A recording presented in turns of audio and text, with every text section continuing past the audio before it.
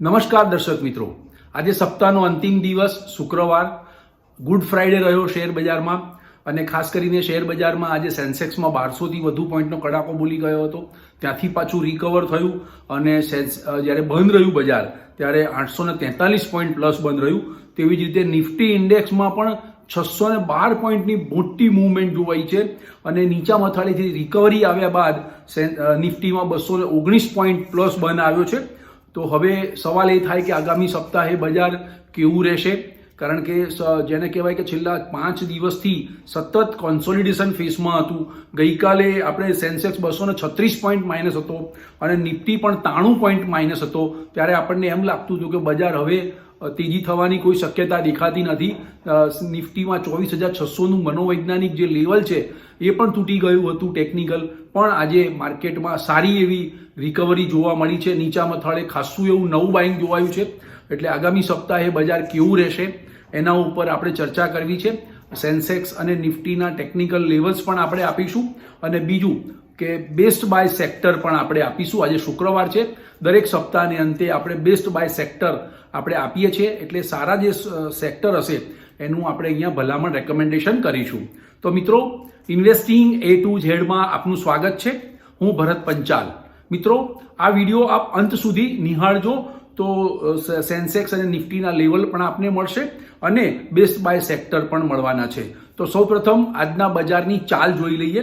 તો મુંબઈ શેર બજારનો જે સેન્સેક્સ છે એ 81,212 ખુલ્યો, ત્યાંથી એ તૂટી 1200થી વધુ પોઈન્ટ ઘટ્યો અને 80,082 થયો.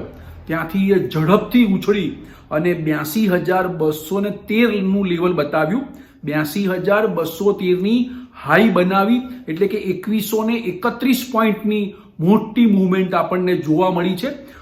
અને ટ્રેડિંગ સેશનને અંતે સેન્સેક્સ 82,133 પોઈન્ટ બહાર બંધ આવ્યો છે, જે 843.16નો ઉછાળો દર્શાવે છે. ટકાવારીમાં જોઈએ તો 1%થી વધુનો ઉછાળો આપણને જોવા મળ્યો છે. તેવી જ રીતે નેશનલ સ્ટોક એક્સચેન્જનો નિફ્ટી ઇન્ડેક્સ 24,498 ખુલ્યો. શરૂઆતમાં એ તૂટી 24,180 થયો, ત્યાંથી ઝડપી ઉછળી જેને કહેવાય કે મિડ સેશન પછી 24,792ની હાઈ બનાવી અને ટ્રેડિંગ સેશનને અંતે 24,768.30 બંધ આવ્યો છે, જે 219.60નો ઉછાળો જોવા મળ્યો છે. નિફ્ટીમાં હાઈલોથી જોઈએ તો 612 પોઈન્ટની જંગી મૂવમેન્ટ આપણને જોવા મળી છે આજે. મિત્રો, એડવાન્સ માર્કેટમાં બે તરફી મૂવમેન્ટ ભલે જોવા મળી હોય, પણ એડવાન્સ ડેકલાઇન રેશિયો આજે નેગેટિવ રહ્યો છે. 1222 સ્ટોકના ભાવ જે છે એ વધીને આવ્યા છે અને 1572 સ્ટોકના ભાવ ઘટ્યા છે. 77 સ્ટોક છે એ અનચેન્જ રહ્યા છે. નિફ્ટી 50નો એડવાન્સ ડિક્લાઇન રેશિયો પોઝિટિવ છે. 41 સ્ટોક છે એ વધ્યા છે અને 9 સ્ટોક છે એ ઘટ્યા છે. આજે 83 સ્ટોક 52 વીક હાઈ ઉપર બંધ છે અને 18 સ્ટોક છે એ 52 વીક લો નીચે બંધ છે. 82 સ્ટોકમાં અપર સર્કિટ આવી અને 73 સ્ટોકમાં લોઅર સર્કિટ આવી. આજના ટોપ ગેઇનર અને ટોપ લૂઝર્સ પર નજર કરી લઈએ તો આજે સૌથી વધુ ઉચકાયેલા શેર છે Bharti Airtel, ITC, Kotak bank, HUL એટલે હિન્દુસ્તાન યુનિલિવર અને અલ્ટ્રાટેક સિમેન્ટ. સૌથી વધુ ગગડેલા શેર છે Shriram finance, Tata steel, IndusInd bank, JSW steel અને હિન્દાલ્કો. મિત્રો, ગઈકાલે ડાઉ જોન્સ 234 પોઈન્ટ માઇનસ હતો. એશિયાના તમામ સ્ટોક માર્કેટ આજે ડાઉ પાછળ માઇનસ હતા. માત્ર સિંગાપોર અને કોરિયન સ્ટોક માર્કેટ જ પ્લસ હતા.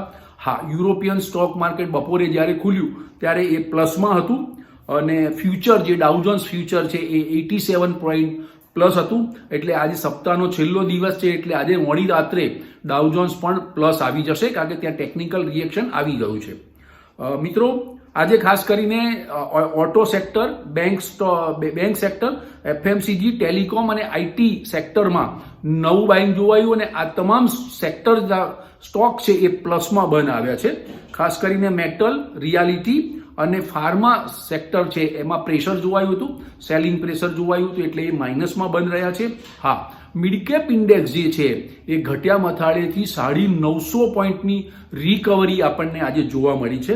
એટલે સ્મોલ કેપ અને મિડ કેપ સ્ટોકમાં છેલ્લા 2 દિવસથી તેજી તરફી મોમેન્ટમ જોવાયું હતું અને અગાઉના વિડીયોમાં પણ મેં કહ્યું હતું કે સ્મોલ કેપ અને મિડ કેપ સ્ટોકમાં તેજીનું મોમેન્ટમ જોવાયું છે, પણ સેન્સેક્સ અને નિફ્ટી માઇનસમાં આવતા હતા એટલે બજાર ઉપર કોઈને વિશ્વાસ આવતો નહોતો. પણ આજે સેન્સેક્સ અને નિફ્ટી નીચા મથાળેથી સારી એવી રિકવરી જોવા મળી છે અને સ્મોલ કેપ અને મિડ કેપ સ્ટોક્સ પણ આજે વધીને આવ્યા છે, એટલે એ એક મહત્વની વાત છે મિત્રો. કેટલાક કોર્પોરેટ ન્યૂઝ પણ આવ્યા છે, ફટાફટ એના ઉપર આપણે નજર કરી લઈએ અને કેટલાક મહત્વના જે ન્યૂઝ છે એ આપણે જાણવા ખૂબ જરૂરી છે મિત્રો. તો ડિફેન્સ કંપનીઓને કેટલાક ઓર્ડર મળ્યા છે. આત્મનિર્ભર ભારત અંતર્ગત સરકારે 20,000 કરોડ રૂપિયાનો ઓર્ડર આપ્યો છે. એમાં પહેલો ઓર્ડર આપ્યો છે એમણે HALને 13,500 કરોડનો 12 સુખોઈ ફાઇટર જેટ માટેનો ઓર્ડર આપ્યો છે અને 100 હોવિયસર તોપ માટે લાર્સન એન્ડ ટોબ્રોનો ઓર્ડર આપ્યો છે. એટલે ડિફેન્સ કંપનીઓના સ્ટોકમાં પણ તેજી તરફી મુવમેન્ટ જોવાયું છે. ઝોમેટો ફૂડ ડિલિવરી કરતી કંપની, તો ઝોમેટોને 803 કરોડની GST ડિમાન્ડ નોટિસ મળી હોય તેવા સમાચાર છે અને કંપનીના જણાવ્યા પ્રમાણે તેઓ અપીલમાં જશે તેવા પણ ન્યૂઝ આવી રહ્યા છે.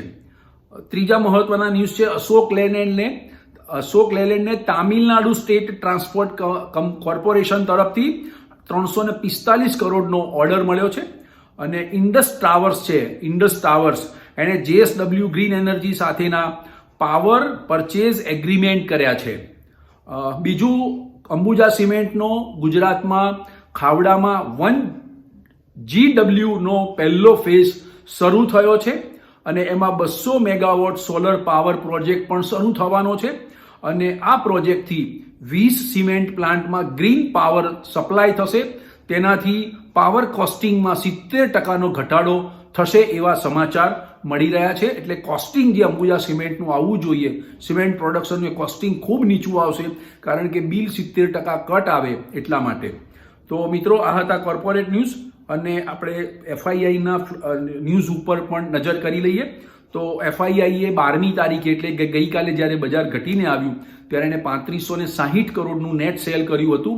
તેની સામે DIIએ 2646 કરોડનું બાય કર્યું હતું. મિત્રો, FIIનું સેલિંગ આવે છે તેમ છતાં પણ બજાર યુટર્ન મારી લે છે. તમે જુઓ કે FIIનું સેલિંગ જે આવી રહ્યું છે તે માત્ર ડિસેમ્બર એન્ડિંગ હોવાને કારણે આવી રહ્યું છે.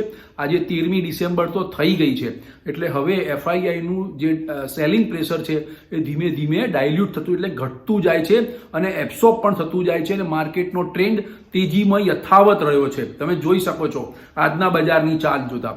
મિત્રો, આજે બજારમાં તેજી થવા પાછળના બીજા 2 કારણો છે, મહત્વના કારણો છે જે તમને બધાને ખબર છે. તેમ છતાં હું તમને યાદ અપાવી દઉં કે ગઈકાલે રિટેલ ઇન્ફ્લેશનનો રેટ આવ્યો નવેમ્બર મહિનાનો.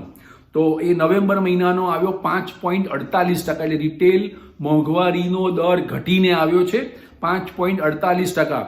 એ ઓક્ટોબર મહિનામાં 6.21% હતો. એટલે ઇન્ફ્લેશન ઘટીને આવ્યું છે. ઇન્ડિયન ઇકોનોમી માટે ગુડ ન્યૂઝ છે. અને બીજા ઇન્ડિયન ઇકોનોમી માટેના ગુડ ન્યૂઝ છે કે IIP ડેટા ખૂબ સારો આવ્યો છે. એટલે કે ઔદ્યોગિક ઉત્પાદન વૃદ્ધિનો દર જે છે 3.5%ની રેન્જમાં વધ્યો છે, જે આગલા મહિને 3.21%થી વધારે હતો. એટલે 3.5% એટલે ઔદ્યોગિક ઉત્પાદનનો વૃદ્ધિ દર એ વધીને આવ્યો છે. આ 2 ઇકોનોમી માટેના ગુડ ન્યૂઝ છે જેની બજાર ઉપર આજે બપોર બાદ પોઝિટિવ ઇમ્પેક્ટ આપણને જોવા મળી છે. તો હવે મિત્રો જોઈએ કે આગામી સપ્તાહે બજારનો ટ્રેન્ડ કેવો રહેશે.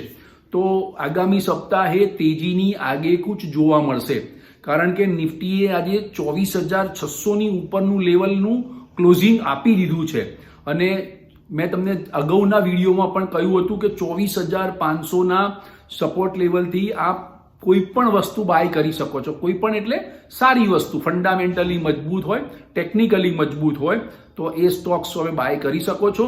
એટલે 24,500નો સ્ટોપ લોસ રાખી અને આપ બાય કરી શકો છો આપને જે મનપસંદ પડે તે.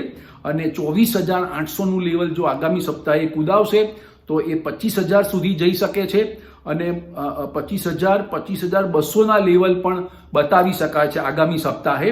અને મને 15મી જાન્યુઆરી સુધીમાં જે નિફ્ટી છે એ 26,500 સુધી જઈ શકવાની શક્યતા હું જોઈ રહ્યો છું. બીજું, બેંક નિફ્ટીના લેવલ્સ પણ આપણે આપીએ છીએ. તો બેંક નિફ્ટીમાં આજે 367 પોઈન્ટનો ઉછાળો આવ્યો અને 53,583નું ક્લોઝિંગ આવ્યું છે. તો નિફ્ટીમાં 53,600 જો કૂદાવશે આગામી સપ્તાહે તો 54,000નું લેવલ બતાવે તેવી શક્યતા છે અને 15મી જાન્યુઆરી સુધીમાં બેંક નિફ્ટી છે 56,000 57,000 સુધીના લેવલ ટચ કરી શકે તેવી શક્યતા છે. બીજું મિત્રો, આઈટી ઇન્ડેક્સ, જે આઈટી ઇન્ડેક્સમાં આપણે આઈટી સેક્ટર બાય કરવાની સતત ભલામણ છેલ્લા 3 સપ્તાહથી કરી રહ્યા છીએ. તો આઈટી સેક્ટરનો જે ઇન્ડેક્સ છે આજે પણ એ રેકોર્ડ સપાટીને સ્પર્શી ગયો છે, નવી રેકોર્ડ સપાટી બનાવી છે. એટલે આઈટી સ્ટોક્સ પણ આપણને ખૂબ સારા લાગે છે, પણ આઈટી સ્ટોક છેલ્લા 15 દિવસમાં ખૂબ વધ્યા છે, એટલે એમાં પ્રોફિટ બુકિંગ આવવાની પણ પૂરી શક્યતા હું જોઈ રહ્યો છું. બીજી તરફ આજે ડોલર સામે રૂપિયો 7 પૈસા મજબૂત થયો છે, 84.79ના લેવલ ઉપર એ ટ્રેડ કરી રહ્યો છે. હા, બીજું મિત્રો, આપણે જે આજે શુક્રવાર છે, આજે બેસ્ટ બાય સેક્ટર પણ આપણે આપીશું.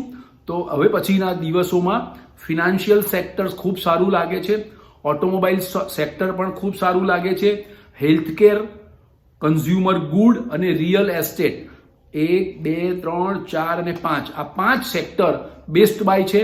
એમાં આંખો બંધ કરીને આ સેક્ટરના સ્ટોક્સમાં ઇન્વેસ્ટમેન્ટ પણ લાંબા ગાળાનું ઇન્વેસ્ટમેન્ટ હશે તો તમને નફો કે ફાયદો કરાવશે. એટલે ટૂંકા ગાળે આપ બાય કરો અથવા ડે ટુ ડે ટ્રેડિંગ કરો એવું નહીં કરતા, લાંબા ગાળાનું બાયિંગ કરજો.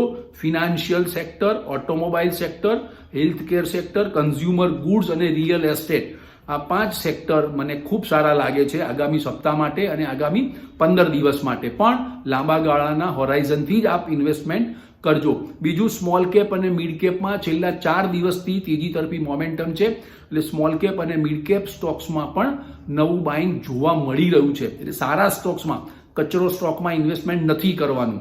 સારા સ્ટોકમાં, ફંડામેન્ટલી મજબૂત સ્ટોકમાં કે જેના ક્વાર્ટર 2ના અર્નિંગ ખૂબ સારા આવ્યા છે અને ક્વાર્ટર 3ના ગાઈડન્સ પણ એને સારા આપ્યા હોય એવી કંપનીના સ્ટોક્સમાં નીચા ભાવની હોય તો એમાં તમે બાય કરી શકો છો, જે તમને લાંબે ગાળે સારો એવો નફો આપશે. તો મિત્રો, આ હતી વાત આપણી આજના બજારની અને આગામી સપ્તાહે બજાર કેવું રહેશે તેની. આપણે આ વિડીયો જે બનાવી રહ્યા છીએ તે માત્ર એજ્યુકેશન પર્પઝથી છે, આપને ઇન્ફોર્મેશન શેર કરવા માટે છે.